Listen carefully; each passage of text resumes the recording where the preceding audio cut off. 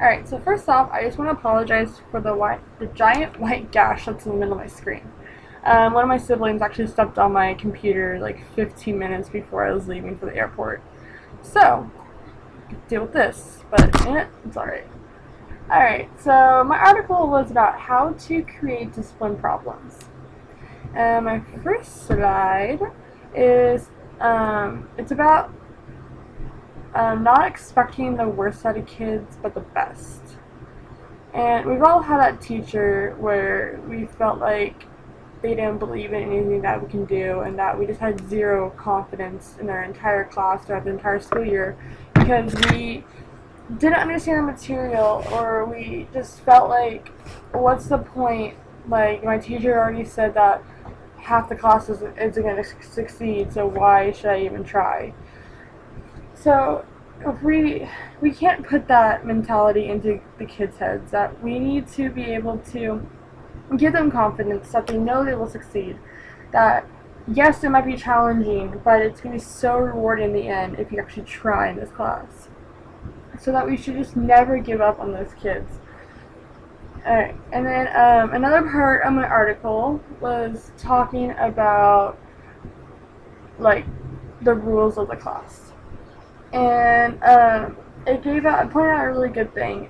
Instead of having to say over and over again what the rules of like the classroom are, or saying, don't do this, don't do that, instead put them on a poster and put them up in the classroom, so that when kids are daydreaming in class, because you know they will, and they're just looking around the room, looking at all the posters or looking outside the window, they come across it and they actually can see what the rules of the classroom are. Or if they're not even daydreaming, they're just talking about the rules of the classroom, that's right there on the wall, so the kids know what the rules are.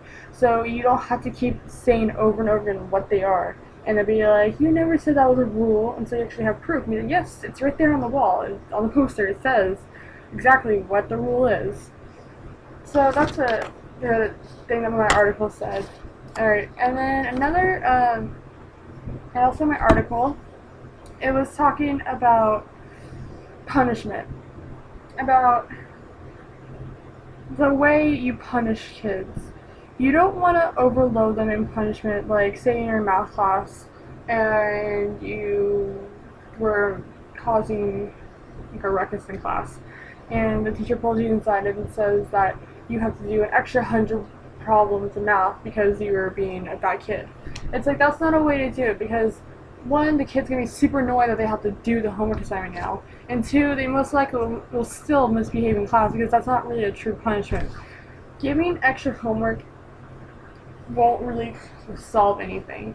And also, when you call students out in class, I know, at least from experience with me, they just keep doing it. They're like, oh my gosh, I need attention, I need attention from the teacher, all of the kids are like laughing, they think I'm so funny.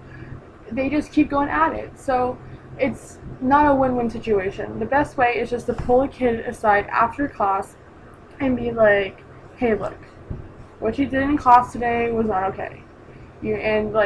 So that way you don't bring it out in front of the entire classroom, and that the punishment, it does need to be equal to what they did in class.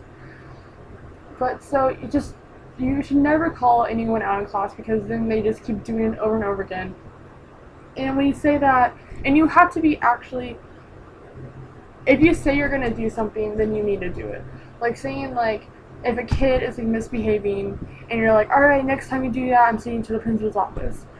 And instead of just keep saying it over and over again, like saying like the next time they do it, and you say, alright, this is your last warning, be like, actually send them to the principal's office. So you send a message to the class saying like, look, if you mess up once, yes, I'm going to keep my promise, I'm actually going to send you to the principal's office. So that way kids will be like, oh, well, Matthew just did all this stuff in class and the teacher only warned him, so I guess I can do whatever I want, like the teacher doesn't care what I do. So you just need to like keep at it, like don't give up on your punishment. Like if you're going to do it, commit to it, and just never call them out in class unless it's something big. If it's something minor, like, oh, that's another part, minor, like passing notes, you never want to bring that up, because that's just going to be like, a big scene in class. It's like some of the minor things like passing notes. Every kid passes notes. If it gets really annoying and it's just like over all day, the entire period, they're not listening, yes, then go for it. But if it's just like one note pass, it's not that big of a deal. Like it says, my article somewhere, it says that teachers create similar problems by bringing attention to note passing, gum chewing, and countless other minor transactions. Such problems can usually be avoided by ignoring minor misbehaviors and at a later time talk to the student individually. So just going back to the point of don't do it from the class, just bring them to the side after class and talk to them. Alright, and then the last final part of my article was talking about knowing your students. If you get more on a personal note of your students, then they're most likely not going to misbehave that much in class. And also, if they do misbehave in class, then you will know what to do when they misbehave. And then also was saying that try to make class fun. Like, it says again, if you are teaching about fractions, bring in pies and cakes and see how fast those kids can learn the difference between a half, a fourth, and 1/8. Reading teachers should be allowed free reading as a reward for good behavior. Math teachers can give extra credit math sheets, points to be added to the next test when regular assignments are completed. So it's just, you gotta understand your students. Don't leave anyone behind and just love them. I don't know what else to say. But it's just, treat your kids with respect and just know that they are other human beings, that you just can't pile on loads of work and expect them to do it all in one night. Or just, alright, actually I really like the last paragraph in my article, so I'm just going to read it. It says, the theme of this article has been that many teachers create their own discipline problems.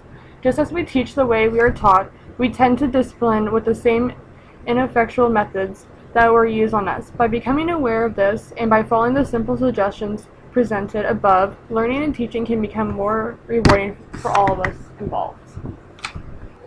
So yeah, that's just pretty much it.